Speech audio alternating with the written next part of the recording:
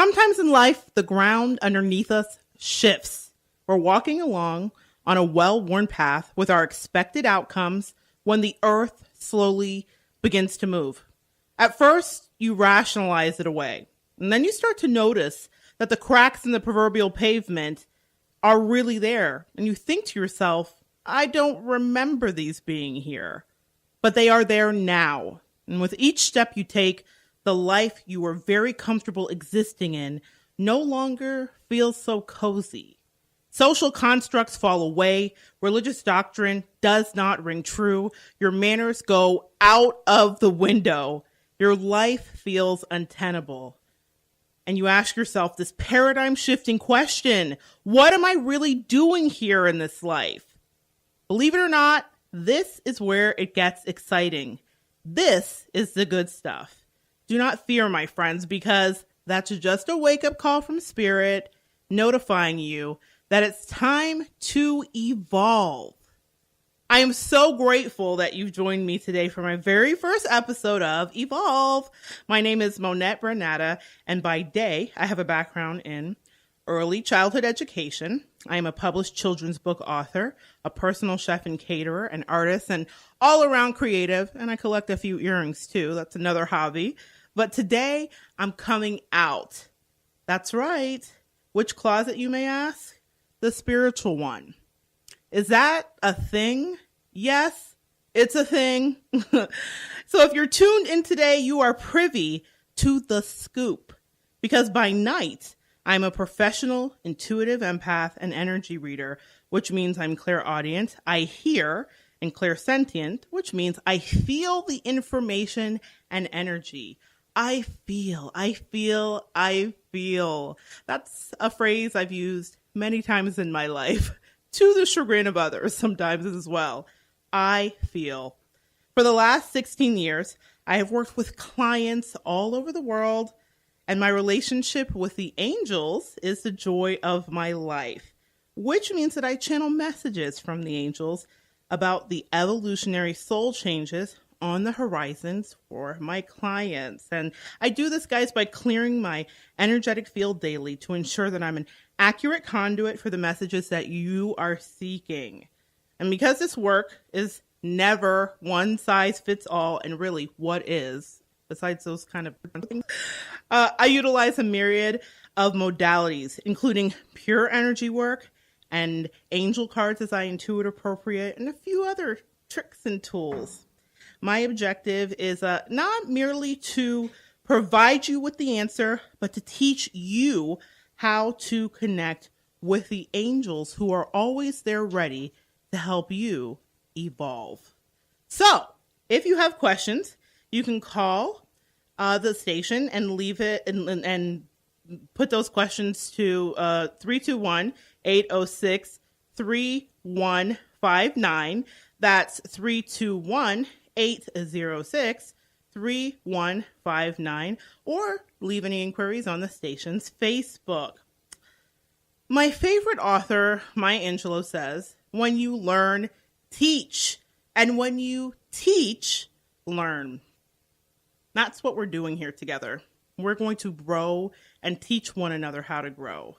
No single person or religion has all the answers. Of that, I am sure. I'm also aware that the first time when spirit comes calling, you're usually quite immersed with your life, and you may be overwhelmed with just getting by. You may be thinking, evolve? I don't have time to evolve, lady. I barely have time to make it to work on time, in addition to taking care of all of my required responsibilities. I don't have time to pour through a self-help book or meditate for 20 minutes, let alone an hour. And that's why I'm so glad you're tuned in today, because this movement isn't about long sojourns. It is about practical, nitty-gritty tips for tuning in. I get it. I really do. But I just happen to adore self-help and new techniques and meditations. I am a total unapologetic nerd when it comes to ingesting spiritual material. My motto has always been God outside of the box. So whether it be T.D. Jakes, Deepak Chopra, Vilma Rogers, Doreen Virtue, Louise Hay, Wayne Dyer, Joel Osteen, Abraham Hicks, Miriam Williamson, Paulo Coelho, Joyce Myers, or Don Miguel Ruiz, I take in that material and then I prayerfully pass it on to you. I don't subscribe to the religious notion that getting in touch with spirit requires a rigid prescription. Let's think about this for a second. If we're advised by our medical doctors to try a medication and report back to let them know whether or not it works for our system and give them feedback, right? Then what makes us think that if we are assigned a religion at birth, or we're born into something culturally or assigned something from our parents, then that is the religion that is supposed to stick for the rest of our life, that's the thing that is correct for us. That's why it's so important to form a relationship with God, source, universe, as you intuit it or him. It is paramount that you communicate on behalf of yourself so that you can develop your discernment about what is right for you. And that is why so many denominations and religions exist. We are all just trying to find our way. Each one of us, via our experience, holds a key to spiritual enlightenment. That person that you pass by on your way to work without giving a second thought to may know something about winning in this life that may be exponentially important to you.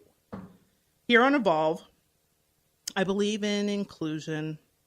You will truly understand that as you tune in for more shows and meet some of the exciting people I have planned for you.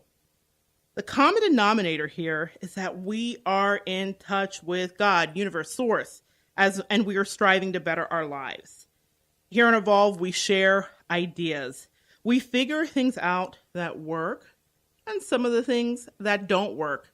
And it's okay to figure out that some of these things don't work for us. That's why it's not one size fits all. This is a safe space. This is a space where all are welcome to come and share and to exchange ideas. And so there's something else that you should know about me, and something that may seem antithetical to everything I've just said. But if you hear me out, I believe it will help you to understand where I'm really coming from. I grew up in a very strict, staunch Pentecostal background. When I was a teenager, I was on a Bible quizzing team in this Pentecostal background. And I'm talking Pentecostal. We don't cut our hair, long skirts. You're not singing in the choir with that bracelet on, ma'am. That kind of Pentecostal. But I spent a lot of time with these other teens, immersed in the Word and traveling Florida with my team and winning. We're actually pretty good. We won a lot of these competitions. At the time, I didn't understand why I had to do this. It was kind of a thing I was forced into by family. I didn't really want to be there. I was petulant and moody about it. But now I am grateful for that opportunity because I believe that no experience goes unused. Nothing is ever wasted. So in obtaining this wealth of biblical knowledge, I discovered patterns of conversation that Jesus was having in the Gospels. Basically, he was teaching the principles of metaphysics. Yeah, I said it, metaphysics. As a man thinks, so shall he be. Or, in a different lingo that we're more accustomed to, what we think about, we bring about. The power of life and death is in the tongue. And okay, I'm going to leave that right there for now because I know that these religious politics can get a bit sticky. But my takeaway from that advice is to be mindful of your thoughts and affirmations. Which leads us to practical tip number 1. Are you seasoning your affirmations? See, this is the beginning of all shifts and changes in your life. What are the tapes that you play in your head? What are the things that you're declaring to yourself on a regular basis? there is a tremendous power in your habitual thought process. It's the difference between staying stagnant in your life and moving forward. Okay, here's the thing. The caveat to this tip is that it's twofold. People often talk about affirmations, but they're leaving out this part that it's twofold. The most important part of it is to be in energetic resonance with that affirmation. I'm going to say that again. We want to be in energetic resonance with that affirmation. What does that mean, Monette? That means that you have to put some seasoning on it. When you first begin to affirm new ideas and concepts to yourself, you will more than likely not believe them. It's going to be a bunch of malarkey to you, okay? The problem is that you've been living in a life that currently does not match what you're trying to affirm. So you may have been trying to sell your house, but it's been on the market for like 8 months. Nothing seems to be happening. There's no movement. So at first saying to yourself, I'm so grateful that my house is sold, seems fake, especially because most of the time we're saying our affirmations, we're doing it like Ben Stein. I'm so grateful that my house is sold. We don't believe what we're saying to ourselves. It feels disingenuous. It feels flat out fake because you're looking around at your house. The water heater's broke. The kids are running around. You might need to call the air condition repair guy and you're thinking, my house hasn't sold and it's kind of a mess. So saying, I'm so grateful that my house is sold doesn't ring true. And I understand that. The magic is in the details and the repetition. So instead of just, I'm so grateful that my house is sold, let's try this. I'm so glad that my house is sold. It feels great knowing that the right buyer showed up. All their paperwork was in order. Everything went so smoothly with the bank. They even paid the closing costs. It feels so good to finally be in my new place. My new place has better curb appeal. My mailbox is cuter. These closets are ridiculously spacious. I'm rich. Okay. I've gotten carried away. Maybe not quite we're rich there, but you get it. We fleshed out the details. That's how you get in the flow or the vortex of your affirmation.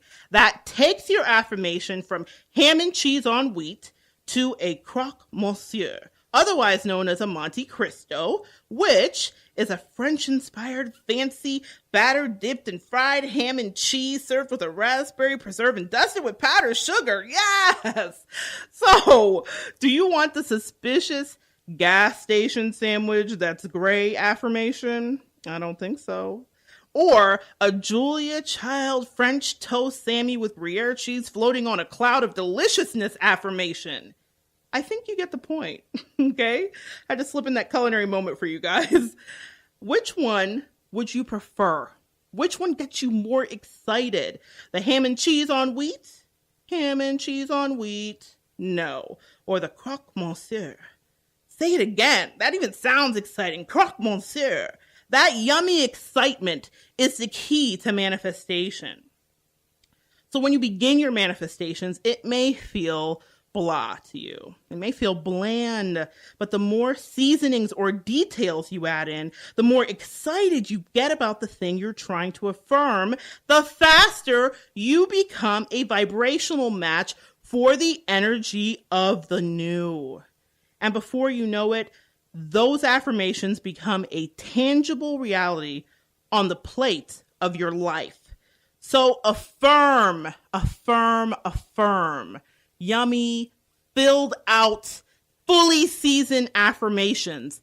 And get ready for the universe to say to you, order up! All right, guys. I believe also in utilizing all of the tools at our disposal to have a full understanding of who we are.